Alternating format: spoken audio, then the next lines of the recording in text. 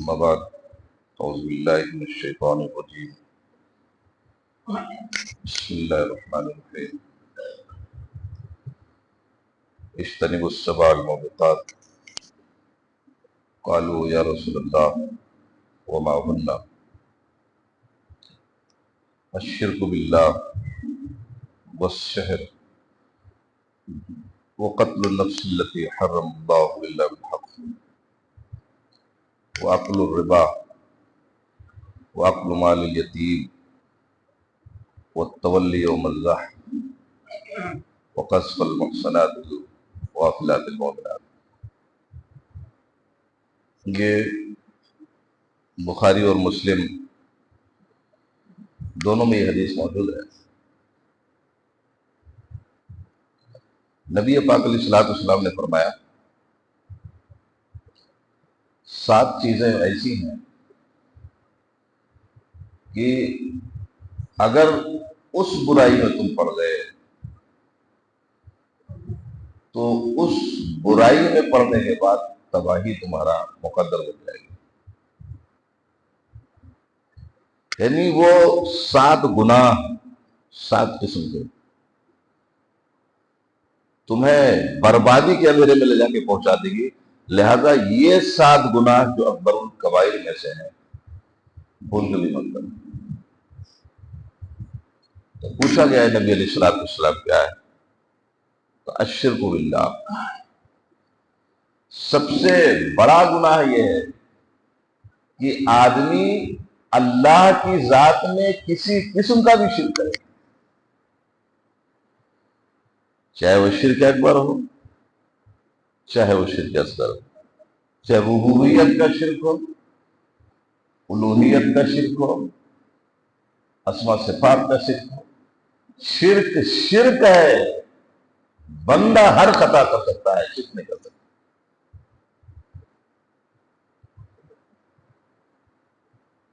اور جس کے ساتھ شرک کرتے ہو نا وہ اتنے کمزور لوگ ہوتے ہیں. اللہ نے ایک مثال دی. چادریں چڑھائی ہوئی، مٹھائیاں رکھی ہوئی، اور یہ جن کمزوروں کو تم پکارتے ہو جاتے، اجمیر چلے جاؤ، بریلی چلے جاؤ، بڑے بڑے درگاہوں پہ گلبرگہ چلے جاؤ، اتنی دور دور سے تم چلے جاتے ہو. تو اللہ نے کہا ان سب کو بولو مل جائے، اور ملنے کے بعد ایک مکھی بنا دینا. مکھی بھی نہیں بنا دے، ایک مکھی بھی نہیں بنا سکتے. دنیا کے سارے بزرگان دین اکٹھے، قبر پرست اکٹھے، صوفیہ اکٹھے ہو جائے، قبروں کے پجاری اکٹھے ہو جائے، ان سب کو کہہ دے کہ مکھی بنا دینا. مکھی بھی نہیں بنا سکتے. اور کہا مکھی تو دور کی بات ہے، وَيَسْلُبُهُمُ الذُّبَابُ الشَّيْءَ لَا يَسْتَنقِذُوهُ. ان کی قبر پہ کچھ چڑھا کے آ جاؤ گے نا، مٹھائی وغیرہ، وہ مکھی لے کر بھاگ جائے. کہا یہ اتنے کمزور ہے کہ مکھی کو دوڑا کے پکڑ کے اپنا سامان بھی نہیں چھین سکتے. میری مٹھائی کہاں لے کے جا رہے ہو؟ 2-4 سال کا بچہ بھی ان سے طاقتور ہوتا. آپ اس کا چاکلیٹ چھین کے دیکھو، آپ سے لڑ بڑ کے چھین لے گا آپ سے. کہا اس مکھی سے یہ مٹھائی بھی نہیں چھین سکتے. بھائی میرا لے کر کیوں بھاگ رہے ہو؟ ضعف الطالب والمطلوب. کہا رے بیوقوف، کمزور کمزور سے مانگ رہا ہے، بتا کیا دینے والا. کمزور کمزور سے مانگ. تو شرک مت کرنا. اور دنیا کا سب سے بڑا علم وہ علم توحید ہے، اور سب سے بڑی جہالت شرک کی جہالت ہے. جس کے پاس توحید کا علم آ جائے اس سے بڑا کوئی عالم نہیں، اور جس کے اندر شرک کی جہالت آ جائے اس سے بڑا کوئی جائے. ایک ڈی ایم ہے یار، کتنا عقل مند ہوتا ہے. ایس پی کتنا بڑا عقل مند ہوتا ہے. ڈی آئی جی کتنا عقل مند ہوتا ہے. یہ سب حکومت کے اعلیٰ عہدیداران ہوتے ہیں جو صوبے چلاتے ہیں، اور اتنے بڑے اعلیٰ عہدیداران ایک جا کے لفڑکے کے پاس، باولے کے پاس، بابا کے پاس، جو لوگوں کو بیوقوف برابر کرتا، اس سے کہتے ہیں ہماری مستقبل کی خبر بتا دو۔ علم بہت حاصل کیا، توحید کا علم ہے، سب کے سب جائز ہے، سب کے سب جائز ہے۔ اتنا بڑا حکومتی سطح پر حکومت کو چلانے والا ایک آشرم میں کھڑا ہو کے میرا مستقبل بتا دو، تو جائز ہے، پڑھ لکھ کے بھی جائز ہے۔ توحید کا علم رکھنے والا وہ جانتا ہے کہ دینے والی ذات بھی خدا کی ہے، لینے والی ذات بھی خدا کی ہے۔ کمزور سے مت مانگنا، کمزور کچھ نہیں دے سکتا۔ یہ پہلی چیز ہو گئی۔ وہ صحت، جادو بھی بہت بڑا گناہ ہے، لیکن لہذا کہ جادو بھی مت کرنا، جادو۔ اور سلیمان علیہ السلام کے زمانے میں بھی جادو کا رواج تھا۔ لوگ جادو کو ایسا کرتے ہیں کہ میاں بیوی کے درمیان جدائی ہو جاتی ہے۔ لہذا جادو یہ بھی اکبر الکبائر میں سے ہے، یہ گناہ مت کرنا۔ وَقَتْلُ النَّفْسِ الَّتِي حَرَّمَ اللَّهُ إِلَّا بِالْحَقِّ، ناجائز کسی جان کو مار دو گے، یہی سب سے بڑا۔ اس لیے خود کا حساب ہوگا حقوق العباد کے مسئلے میں۔ اللہ تبارک تعالیٰ جب بندوں کے حقوق کے بارے میں آپ کو کھڑا کرے گا تو خون کے بارے میں، اور اسی لیے کہا اسلام میں قتل کا بدلہ قتل ہے، ہاتھ کاٹا ہاتھ کاٹا جائے، آنکھ نکالی آنکھ نکالی جائے، دانت توڑے دانت توڑے جائے، پاؤں کاٹا پاؤں کاٹے جائے۔ یہ اس لیے سزا ہے کہ تاکہ معاشرے میں کوئی آدمی اس گناہ کو کرنے کی جرات نہ کر سکے کہ کوئی طاقتور کسی کمزور پہ ظلم کر رہا ہے، اور جن انصاف کا خون ہو جائے، انصاف کا جنازہ نکل جائے اور انصاف کرنے والے لوگ ختم ہو جائے تو پھر سماج میں قتل عام ہوتا ہے، ظلم و زیادتی عام ہوتی ہے، کمزوروں پہ ظلم ہوتا ہے۔ اسی لیے اسلام کا جو پیغام تھا وہ مضبوطی کے ساتھ یہ تھا کہ اگر کوئی کسی کو تکلیف دیتا ہے، اسلامی حکومت ہے تو سزا دی جائے۔ آخرت کا فیصلہ آخرت پر ہے، اللہ کی ذات پر ہے۔ دنیا میں حکمرانوں پر یہ چیز مسلط کی گئی کہ آپ کو بدلہ لینا ہے، اور اس لیے قابیل پہ قتل کا جو گناہ تھا، اس کے دنیا کا سب سے بڑا ظالم اور قاتل قابیل تھا، لہذا دنیا میں جتنے بھی گناہ ہوں گے اس گناہ کی سزا اس پر دی جائے گی۔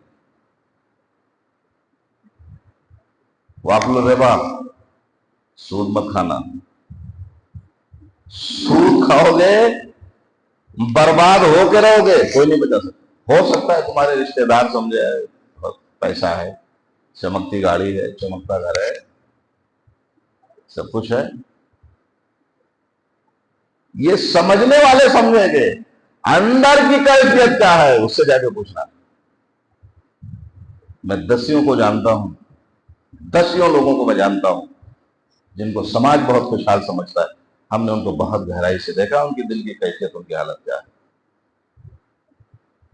گھر بناتے ہو نا بڑے بڑے، سود کے پیسے لے کے، حاجی صاحب بھی شامل، نمازی صاحب بھی شامل، مولوی صاحب بھی شامل ہو گئے، مولوی صاحب بھی شامل، اور وہی مولوی منبر رسول پہ کھڑے ہو کے خطبہ دیتا ہے گناہ مت کرو، وہی مولوی سود کھاتا ہے، سودی کاروبار میں ملوث ہے۔ اللہ کی لعنت ہے ایسے لوگوں،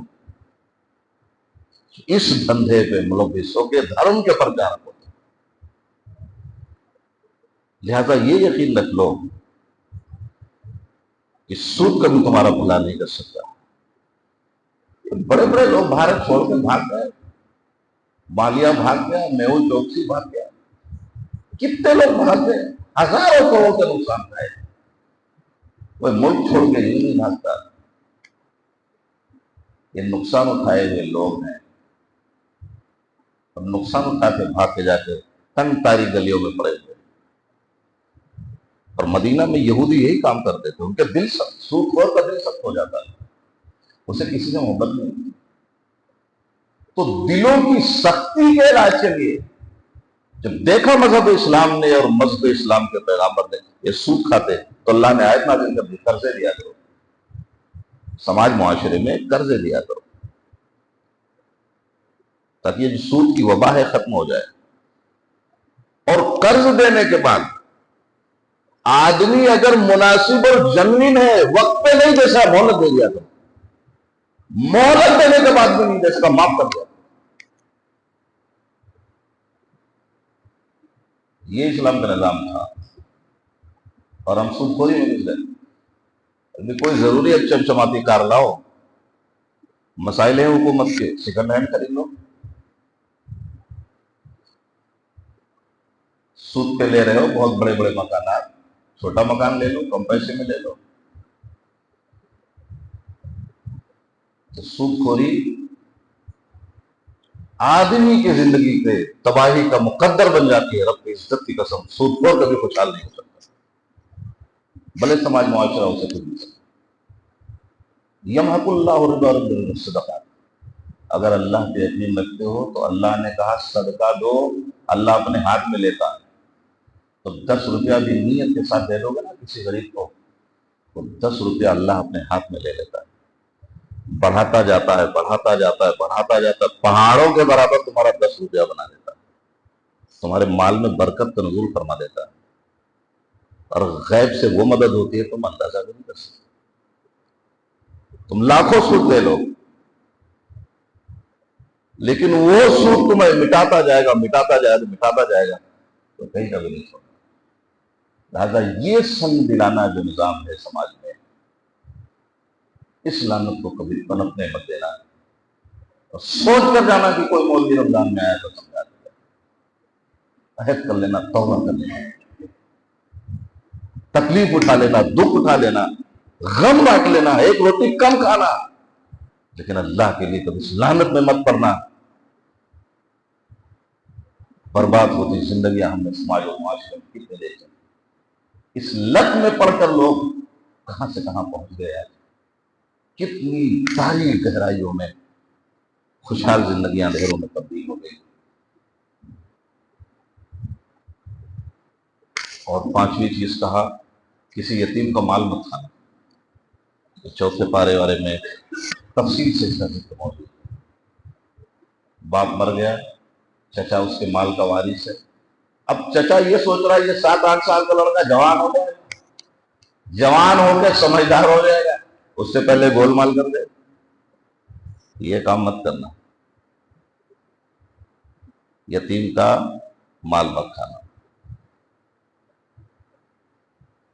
اور 6ٹھی چیز صحیح، وتولی یوم الزحف،